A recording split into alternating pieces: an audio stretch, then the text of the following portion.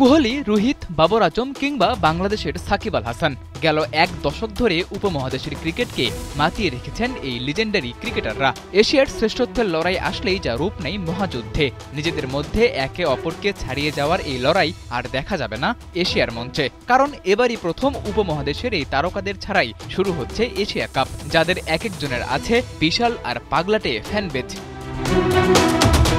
গেল বছর জুনে টি-20 বিশ্বকাপ জেতার পর একসঙ্গে এই ফরম্যাট থেকে অবসর নিয়েছেন বিরাট কোহলি ও রোহিত শর্মা। এবারের এশিয়া কাপের আসরটাও 20 ওভারের ফরম্যাটে হওয়ায় থাকছে না তাদের খেলার সুযোগ। সূর্য কুমারের নেতৃত্বাধীন এই দলটা তাই ভর করে আছে তরুণদের উপর। তবে বাবর আজমের ব্যাপারটা আলাদা। অবসর না নিলেও তাকে ছাড়াই এশিয়া কাপের দল দিয়েছে পাকিস্তান ক্রিকেট বোর্ড।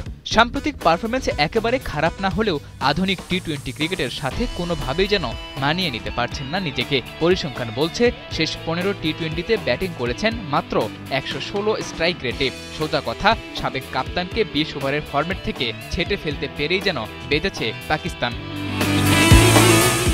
ভারত পাকিস্তানের মতো বাংলাদেশের এশিয়া কাপের স্কোয়াডেও লেগেছে অনেকটা একই রকমের পরিবর্তনের হাওয়া। টি-20-র সেই প্রথম জামানার যারা তারকা টাইগার দুর্গ থেকে একে একে ঝরে গেছে সবাই। হারাধনের শেষ ছেলে হিসেবে টিকে থাকতে পারেন কেবল সাকিব আল হাসানি। ক্যারিবিয়ান প্রিমিয়ার লিগে তো টাইগার অলরাউন্ডার এখনও খেলছেন দিব্যি। তবে টি-20কে বেশ আগেই বিদায় বলে দিয়েছেন, একই পথে হেঁটেছেন মুশফিকও, যারা কিনা এখন পর্যন্ত টাইগার জার্সিতে টোটাল এশিয়া কাপের সর্বোচ্চ রান গেটার।